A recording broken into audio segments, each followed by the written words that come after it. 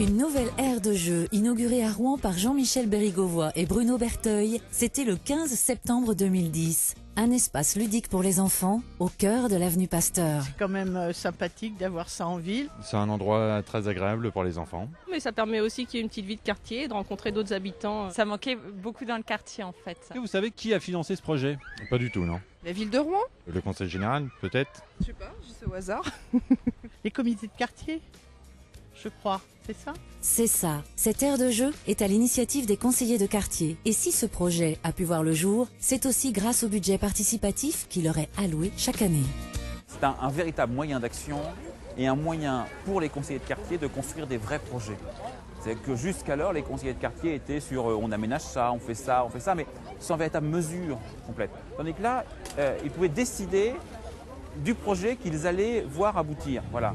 Si on avait été sans budget participatif, on ne sait pas quand le budget aurait pu être débloqué pour faire ce parc-là concrètement. Se doter d'un budget autonome qui favorise les initiatives locales afin d'améliorer le cadre de vie des habitants, c'était le vœu des conseils de quartier. C'est désormais chose faite avec la création du budget participatif. Une enveloppe annuelle de 200 000 € répartie équitablement entre les 5 secteurs des conseils de quartier. Sécurité, environnement, aménagement urbain. Les conseils de quartier ont à présent la possibilité de mettre en œuvre leur idée d'aménagement pour la ville, comme ici, la rénovation de la butée du boulevard de la Marne, qui servait autrefois d'arrêt d'urgence pour le tramway de la rue Saint-Maur. Nous avons ici un bâtiment qui est donc un des éléments de notre patrimoine, qui est en mauvais état depuis des années et que le conseil de quartier a souhaité voir réhabiliter.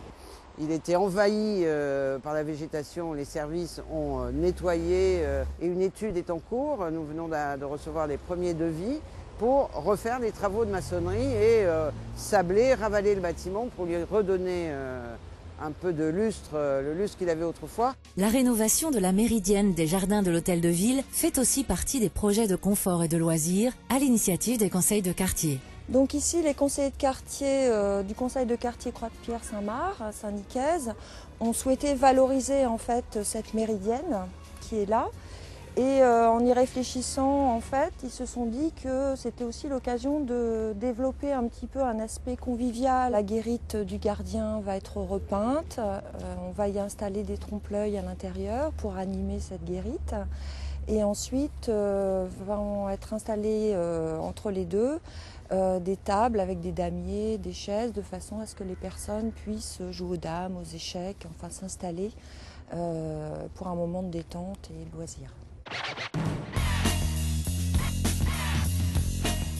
Eh bien ici on a une population familiale de jeunes et donc juste à côté du terrain de sport, il semblait pertinent de rajouter un équipement, disons, de sport. Tous les retours que nous avons disent que vraiment il correspond à une attente et comme vous pouvez le voir, il est utilisé par les jeunes. Le budget participatif permet vraiment au conseil de quartier de proposer pour les habitants un investissement qui soit ajusté puisqu'ils vivent dans la proximité, ils sont au sein du quartier et donc ils ont une vision qui éclaire finalement des choix qui peuvent être tout à fait pertinents et une amélioration de la vie quotidienne des habitants. Les conseillers de quartier se sont appropriés la démarche, qu'ils ont joué le jeu, qui se sont confrontés au débat de comment je vais faire, quelles priorités je vais arriver à faire, comment je vais partager le volume global des 200 000 € qui sont dans le budget. Agir, c'est aussi faire des choix budgétaires et c'est aussi avoir la possibilité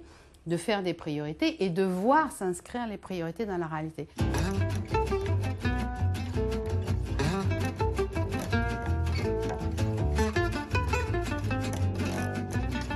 Eh bien, nous sommes dans une venelle, ce que l'on appelle venelle ou sente, dans le quartier du Mont-Gargan, en bordure de la route qui mène à la Corniche. Cette venelle fait partie d'un certain nombre d'autres qui font la particularité du Mont-Gargan. C'est-à-dire qu'au Mont-Gargan, on peut se promener sur des chemins piétonniers sans utiliser la route, qui présente d'ailleurs de nombreux problèmes de sécurité. Si le budget participatif offre plus de souplesse aux conseillers de quartier, chaque projet suit une procédure rigoureuse et minutieuse afin d'en établir la faisabilité technique et financière. C'est le rôle des experts techniques de la ville. Alors dans les mains, j'ai le document qui m'arrive de la démocratie participative dans laquelle j'ai la demande précise du conseil de quartier. Et derrière, j'ai une grille de lecture qui a été rédigée par les conseillers de quartier qui me fixe exactement ce qu'ils veulent faire de leur projet. Avec ce projet, en général, j'ai un petit schéma, un schéma de ce qu'ils attendent du projet. Alors ce plan a été conçu par une entreprise privée qui travaille pour la ville de Rouen, avec qui on a un marché. Cette entreprise est venue sur place avec moi, je lui ai expliqué ce qu'on attendait d'elle.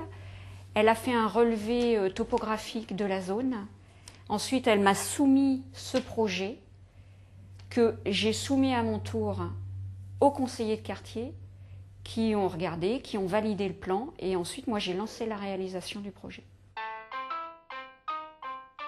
L'aménagement du square de la place Saint-Gervais ainsi que l'ouverture de l'allée Eugène Delacroix sont eux aussi en cours d'étude par les services de la ville. Si ces programmes restent dans la limite du budget de leur conseil de quartier, certains projets peuvent être plus ambitieux et nécessitent alors plus de moyens.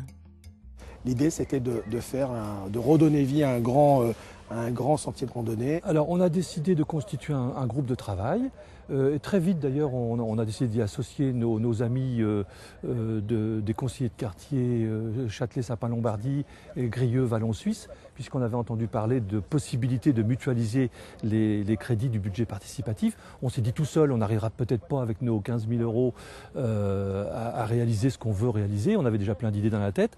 Donc on a dit si on se met ensemble, on peut peut-être le faire sur 2 voire 3 ans. La particularité de ce projet, c'est la mutualisation des moyens, c'est-à-dire qu'au lieu de faire et la mutualisation dans la durée, c'est-à-dire qu'à la fois on réunit toute la somme sur un seul quartier la première année, mais ce projet continue pendant 3 ans, c'est-à-dire qu'on mutualise à la fois sur la première année, mais sur l'ensemble des 3 ans, les 40 000 euros, ce qui fait un projet qui est de 120 000 euros. Alors peut-être qu'il n'y aura pas besoin de cette somme-là totalement, et que là les conseils de quartier auront des propositions annexes à faire. Ce n'est pas un sentier pour les Hauts de Rouen, c'est un sentier pour Rouen.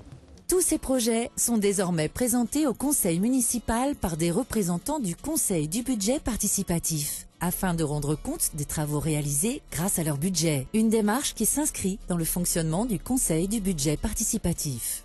Le gros changement, c'est que maintenant, les conseils de quartier peuvent intervenir en amont de ces projets et pouvoir intervenir sur l'intégralité de la durée des projets.